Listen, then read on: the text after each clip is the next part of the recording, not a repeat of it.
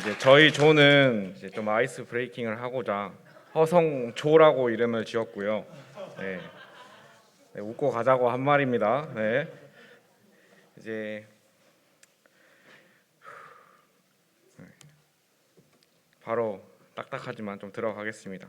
이사야가 활동하던 시기는 이 표에 보시면 아하스 왕이 군림하던 시기에 활동하던 선지자입니다. 이때 이제 유다 왕 아하스가 여기를 바로 설명하기 전에 7장부터 그 이후에 대한 내용들 약간 요약을 해서 알려드리자면 이제 두 나라 르신과 베가 아람과 북이스라엘이 쳐들어온다고 하니까 백성들도 떨고 아하스도 떨었습니다. 그래서 하나님께서 이사야라는 선지자를 보내서 아하스에게 가서 이야기하라고 합니다. 걱정하지 마라. 그들 그 르신과 베가는 부직갱이 그루터기에 불과하니 두려워하지 말라. 내가 그들이 너희를 이기지 못하게 할 것이다. 대신 너희는 징조를 구하라. 이 징조를 구하라라는 게 어떤 징조를 구하더라도 내가 정말 이룬다라는 것을 확실히 보여주겠다. 아까 여경자매가 말한 것처럼 여기서 징조를 구하라라는 것은 하나님을 시험해 보아라라는 의미가 아닌 내가 하나님이라는 것을 보여주겠다라는 부분으로 생각을 하시면 됩니다. 그러나 이제 아하스는 징조를 구하지 않고 하나님을 시험하지 않겠다라고 말을 합니다. 이제 아하스는 하나님을 의지하는 것이 아닌 이제 그 아하스 본인의 외교력을 믿을 것이고 또 아수르를 믿을 거라고 이제 행동을 하는 겁니다. 그래서 이제 하나님께서 네가 징조를 구하지 아니하니 내가 직접 징조를 보여주겠다라는 의미에서 이제 9장 6절 예수님에 대한 징조를 보여주시게 되는 것입니다. 이렇게 간략하게 요약을 해서 여러분들에게 잠깐 말씀을 드렸고 이제 다시 여기 이 그림으로 돌아와서 유다의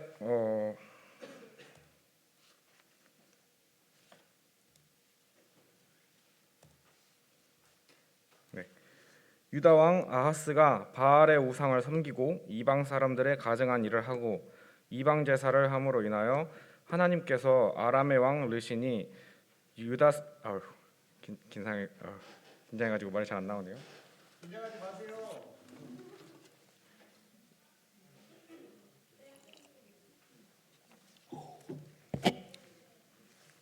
네, 아람의 왕 르신이 유다 사람을 이제 포로로 잡아서 수도인 다메섹으로 끌고 가게 하고 북이스라엘의 왕인 베가가 침공하여 남유다 용사 12만 명을 죽이게 하도록 합니다. 이 부분은 이제 역대하 28장과 열왕기 16장에 나와 있는 내용들을 말씀해 준 거고요. 뿐만 아니라 에돔과 블레셋도 남유다를 침공합니다. 한마디로 이제 아하스가 이제 있던 때에는 이 국토가 많이 유린당하던 시절이라고 보시면 됩니다.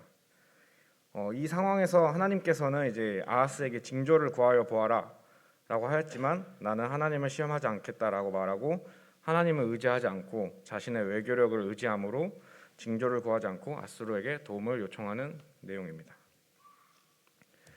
저희는 김주영 형제와 허성조 형제의 두 머리를 맞대서 이 네 부분을 이렇게 나눠 보았습니다.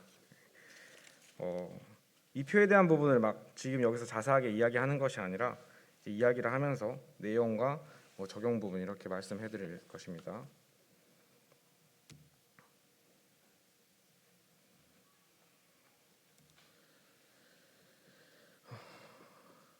여러분들 그 성경책 8장에 위에 이사야의 아들하고 BC 734년경 이렇게 나와 있죠.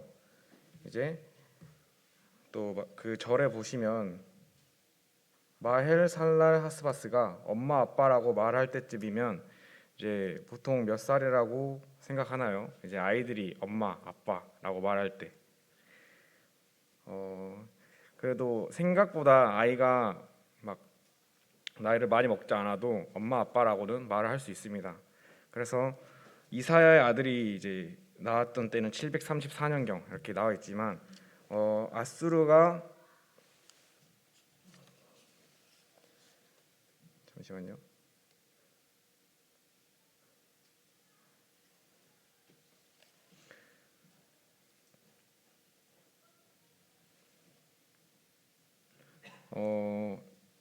마엘살랄하스바스의 그 예언으로 인해서 다메섹의 재물과 사마리아의 노략물이 아스르 왕 앞에 옮겨질 것임이니라 하시니라 라고 나와 있습니다. 그래서 실제로 732년경에 이제 다메섹이 멸망을 하게 됩니다.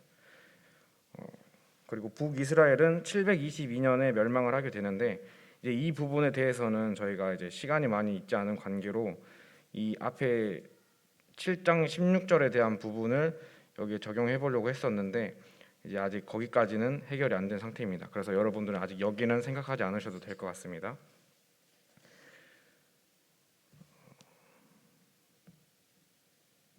이제 5절부터 이어서 보시면 6절 바로 보시겠습니다. 이 백성이 천천히 흐르는 실로아의 물을 버리고 르신과 르말리아의 아들을 기뻐하느니라. 여기서 저희가 주목하여 볼 것은 실로아의 물입니다. 이 실로아의 물은 예수님 시대에 예루살렘의 그 실로아, 이 실로아가 실로암의 연못입니다. 실로아의 물을 버리고 르신과 르말리아의 아들을 기뻐하느니라. 그 이 실로아의 물은 예루살렘에 있던 실로암 연못인데 이게 느리게 흐르지만 마르지 않는 곳이라고도 합니다. 예루살렘에 있는 사람들에게 식수원이 되는 곳입니다. 그러니까 어떻게 보면 이 실로암 연못이 없게 되면 이 사람들은 물을 마시지 못하게 되는 것이겠죠. 즉 그들에게는 생명수가 되는 곳인데 그렇다면 이 6절을 어떻게 볼 수 있냐? 그들에게 생명수, 생명의 근원이 되시는 예수님을 버리고 르신과 르말리아의 아들을 기뻐한다고 볼 수 있습니다. 여기서 생수의 근원이라고 생각하면 여러분들 혹시 떠오르는 구절이 있나요? 네, 여러분들이 생각하는 예레미야 2장 10절에 그렇게 생명 한번 찾아보도록 하겠습니다. 예레미야 2장 13절.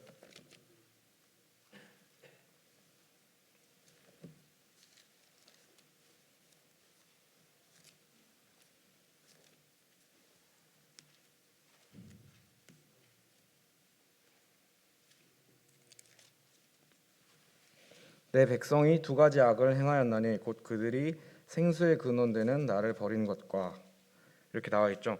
그래서 그 상황에 그 예수님을 버린 것을 이렇게 위치적 상황에 맞게끔 그 말씀을 해주신 것을 알 수 있게 됩니다.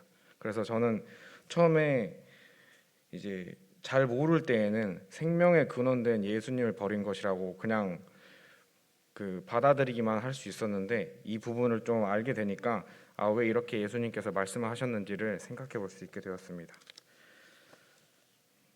그리고 이제 이 실로아의 물과는 대조되게 7절 이후에 보시면 그러므로 주 내가 흉용하고 창일한 큰 하수 곧 아수르 왕과 그의 모든 위력으로 그들을 뒤덮을 것이라. 그 모든 골짜기에 차고 모든 언덕에 넘쳐 흘러 유다에 들어와서 가득하여 모개까지 미치리라. 임마누엘이여 그가 펴는 날개가 내 땅에 가득하리라 하셨느니라. 이게 흉용하다고 하는 단어는 이제 큰 물결이 세차게 일어나 출렁거리다라는 뜻입니다. 즉 이제 생명수의 근원 되시는 실로암의 연못, 느리게 흐르는 이 실로암의 연못과는 대조되는 것으로 볼 수 있겠습니다.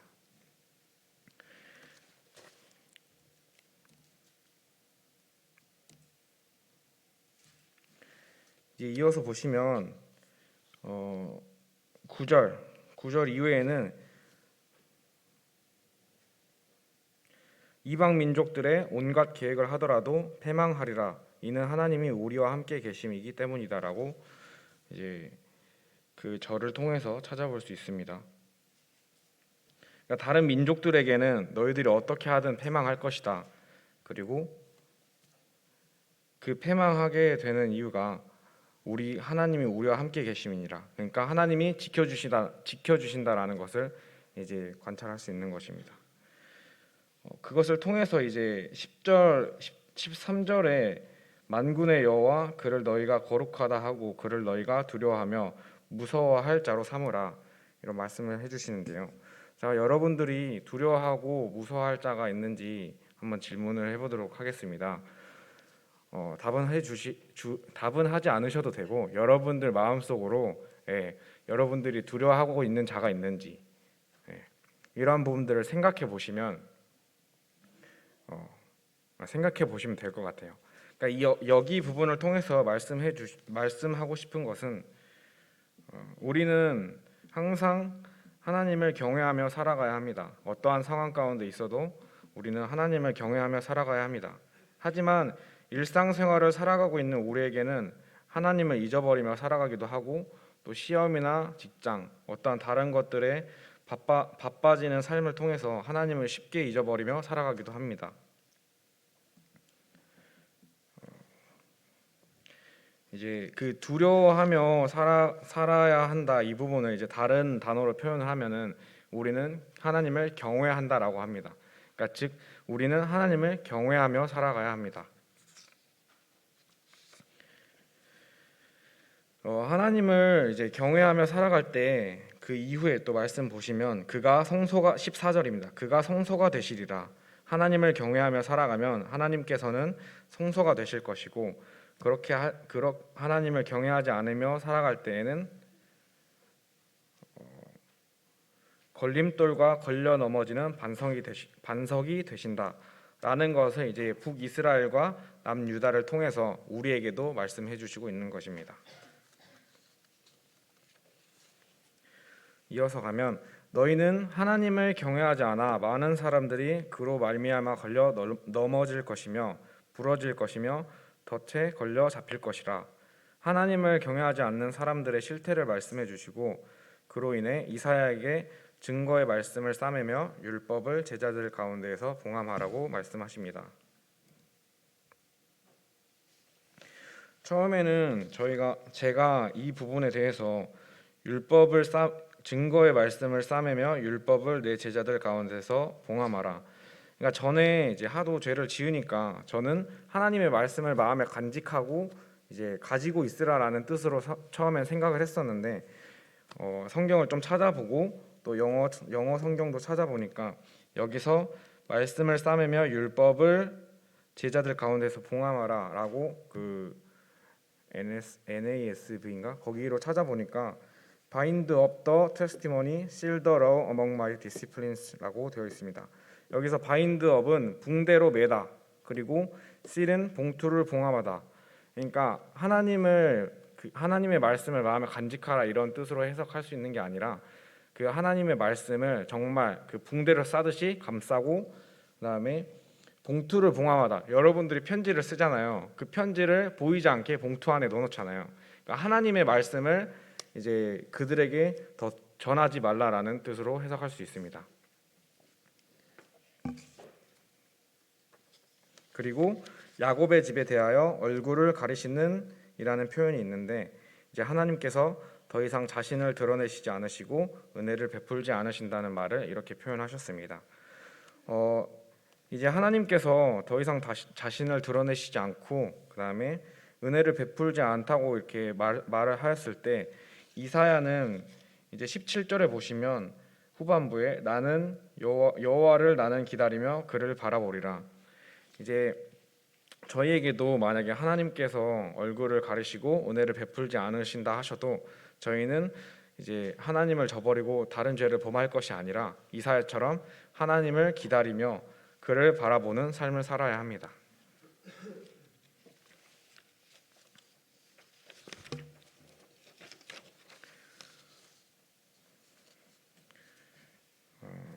또 증거와 율법의 말씀을 따르지 않는 자들은 이제 흑암 가운데 있는 것이라고 말씀하시고 그래서 하나님께서 그들에게 말씀을 보이지 않으신 것입니다.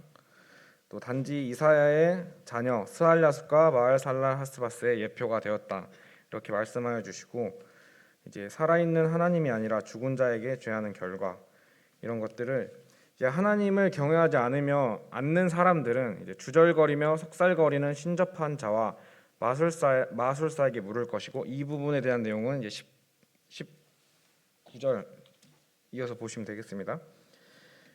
신접한 자와 마술사에게 물을 것이고 그러한 자들은 죽은 자에게 구하는 자라고 말씀해 주십니다. 또 그러한 자들은 심한 흑암 가운데로 쫓겨 들어가리라 라고 말하십니다.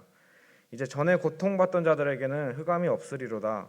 여호와께서 스불론 땅과 납달리 땅이 멸시를 당하게 하셨더니 후에는 해변길과 요단 저쪽 이방의 갈릴리를 영화롭게 하셨느니라. 방금 말씀드린 거는 이제 9장에 해당하는 내용들인데요. 여기서 스불론 땅과 납달리 땅이 멸시를 당하게 하셨더니 해변길과 요단 저쪽 이방의 갈릴리를 영화롭게 하셨느니라에 대한 말씀은 이제 후에 마태복음 4장에서 12절, 16절을 보시면 이것도 같이 한번 찾아보도록 하겠습니다. 마태복음 4장 12절, 16절입니다. 제가 바로 빠르게 읽어드리겠습니다. 예수께서 요한이 잡혔음을 들으시고 갈릴리로 물러가셨다가 나사렛을 떠나 스불론과 납달리 지경 해변에 있는 가버나움에 가서 사시니 이는 선지자 이사야를 통하여 하신 말씀을 이루려 하심이라. 이르렀으되 스불론 땅과 납달리 땅과 요단강 저편 해변길과 이방의 갈릴리여 흑암에 앉은 백성이 큰 빛을 보았고 사망의 땅과 그늘에 앉은 자들에게 빛이 비쳤도다 하였느니라. 이렇게 이사야에서 말씀하신 내용들이 이제 마태복음 4장 12절과 16절을 통해서 이루어진 부분을 볼 수 있습니다. 주께서 이 나라를 창성하게 하시며 그 즐거움을 더하게 하셨으므로 그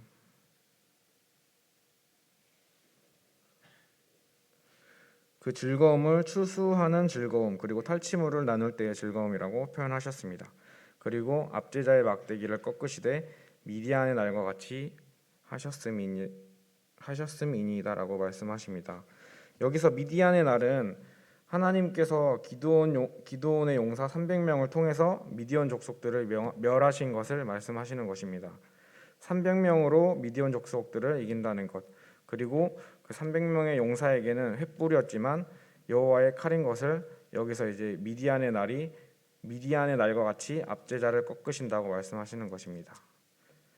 이 미디안의 날에서 그래서 하나님께서 역사하신다는 것을 저희가 생각해 볼 수 있겠죠. 그리고 아까 이제 징조에 대해서 저희가 이야기를 했는데 아하스가 하나님께 징조를 구하지 않았기 때문에 하나님께서는 친히 징조를 보여주신다고 하십니다. 그 징조가 이제 한 아이에 대한 것인데 그 아이는 기묘자, 모사, 전능하신 하나님, 영존하시는 아버지, 평강의 왕이다. 그리고 7절에 그 정사와 평강의 더함이 무궁하며 또 다윗의 왕자와 그의 나라에 군림하여 그 나라를 굳게 세우고 지금 이후로 영원히 정의와 공의로 그것을 보존하실 것이라. 만군의 여호와의 열심히 일을 이루시리라. 이렇게 말씀하시고 계십니다. 이 부분은 이제 뒤에 이제 간단하게 또 하나님의 특성에 대한 부분에 대해서 또 한 번 더 언급할 예정입니다. 그리고 이제 9장 8절부터 10장 4절까지 해서 이렇게 각각 말씀에 대응하는 죄의 고발과 심판을 예고하는 것에 대한 대응하는 부분들을 이렇게 기입해 놨습니다.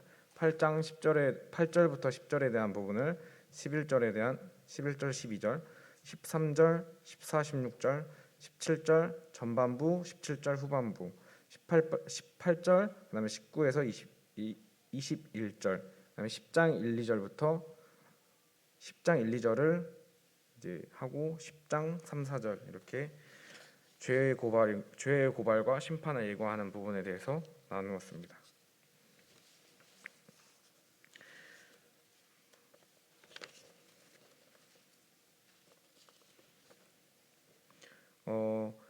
이제 여기 부분을 보시면 여호와의 손이 여전히 펴져 있으리라. 이 말은 손을 펴서 하나님께서 너희를 계속 때리시겠다라는 말을 합니다. 말을 하는 게 아니라 손을 펴서 하나님께서 너희를 계속 때리시겠다라는 뜻입니다.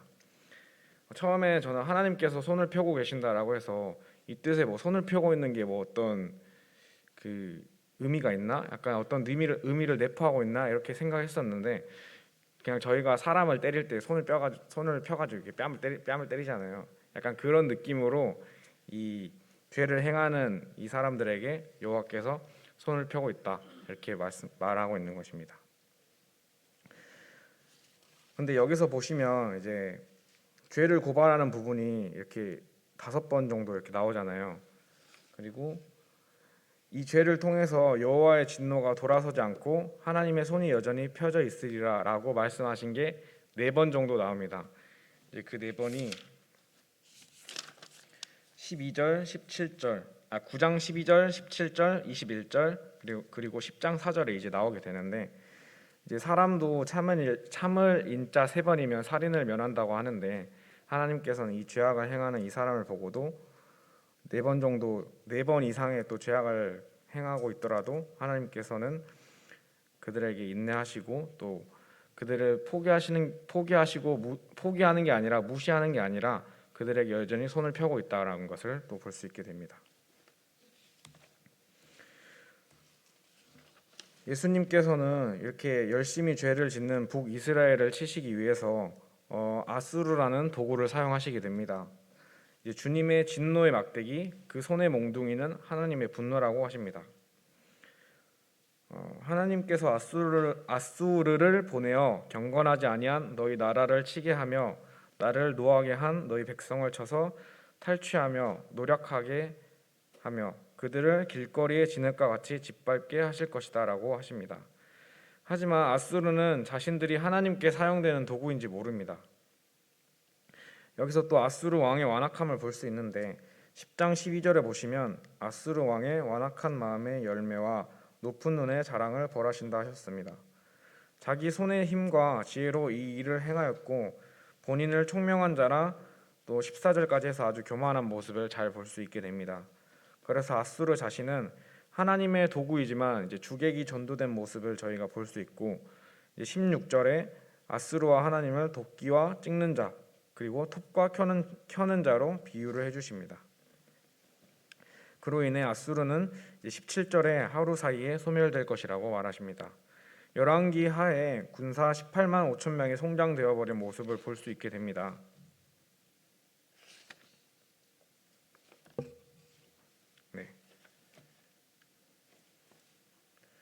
그리고 이후에 남은 자에 대해서 말씀해 주시는데, 이 남은 자는 이스라엘의 거룩하신 여호와를 진실하게 의지한 자이고 바다의 모래와 같을지라도 남은 자만 돌아올 것이다. 넘치는 공의로 파멸이 작정되었는데 여호와께서는 작정하신 일을 또 온 세계 중에 끝까지 행하신다고 말씀하십니다. 여기서 하나님이 작정하신 일은 끝까지 이루신다는 것을 또 볼 수 있습니다.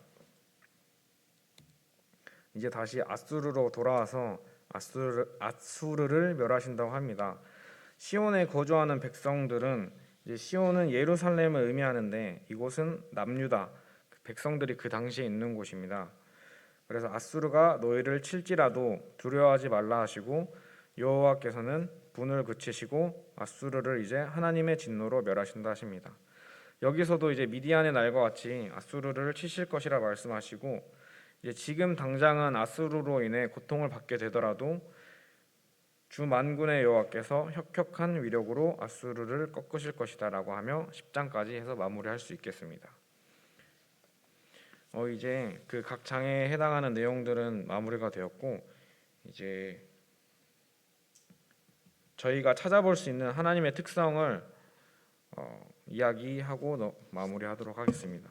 전에 처음에 이사야 성경 개관을 말씀하실 때 저희 현대인들에게는 내재적인 하나님이 이제 많이 적용이 된다고 했습니다. 하지만 저희는 내재적이 아닌 외재성, 하나님의 외재성, 그러니까 하나님의 특성을 이제 이 장을 공부하면서 이렇게 적어보았습니다. 8장 1절부터 하나님의 말씀, 예언을 다루시는 다 이루시는 분, 이사야의 두 아들 스알랴숫과 마알살레하스바스가 있죠. 근데 그 두 아들에게 남은 자는 돌아오리라, 그 다음에 신속히 노력한다, 이 두 뜻이 있습니다. 그 예언들이 모두 이루어지는 것을 볼 수 있습니다. 그리고 이제 8절, 10절, 11절에 항상 우리와 함께 계시는 하나님, 임마누엘의 하나님을 알 수 있습니다. 또 강한 손으로 길을 알려주시는 분이라는 것을 저희가 볼 수 있고요. 우리 하나님은 마땅히 경외해야 할 거룩하신 분이라는 것을 알 수 있습니다. 또 우리는 죽은 자에게 구하는 것이 아닌 산자, 우리가 구해야 할 산자의 하나님이다. 그다음에 9장 2절, 흑암에 행하던 우리에게 큰 빛 예수 그리스도를 보내주셔서 사망의 그늘진 땅에서 빛 가운데 거하며 평화 가운데 즐거움을 누리게 하신 분. 그러니까 우리에게 빛 되신 예수님을 또 생각해 볼 수 있게 됩니다. 그리고 9장 6절에 보시면 정사, 정권을 주관하시는 하나님, 그 다음에 하나님이 역사하시는 일에 대해서 저희들은 이해를 할 수 없잖아요. 아니 이거를 하나님께서 이렇게 하신다고? 이 방법을 통해서 이렇게 이루실 것을 저희들은 인간의 생각으로는 알지 못합니다. 이제 그러한 부분을 사람의 말로는 기묘하다라고 하는데 이제 기묘자 되시는 예수 하나님을 또 볼 수 있게 됩니다. 그리고 최고의 지략가, 하나님의 계획, 모사가 되시는 것을 볼 수 있습니다. 또 9장 7절 영원히 정의와 공의를 행하시며 그분의 열심으로 이루시는 분이라는 것을 알 수 있습니다. 사람의 열심은 한순간에 어느 정도 열정이 끓어오를 수 있습니다. 우리 흔한 말로 작심삼일이라고 하죠.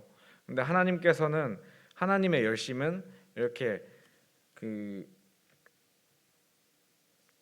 하나님의 계획하심이 온 세계의 끝까지 이루어질 때까지 하나님의 열심은 이루어지는 것입니다. 또 아수르를 도구로 사용하신 것을 볼 때 세상의 열방들을 막대기와 몽둥이처럼 임의로 쓰시는 분이라고 또 볼 수 있습니다. 그리고 10장 20절에 그 언약의 백성을 끝까지 버리지 않으시는 약속의 하나님이라는 것을 볼 수 있습니다. 네, 이렇게 해서 저희가 준비한 내용은 여기까지입니다. 네, 이상입니다.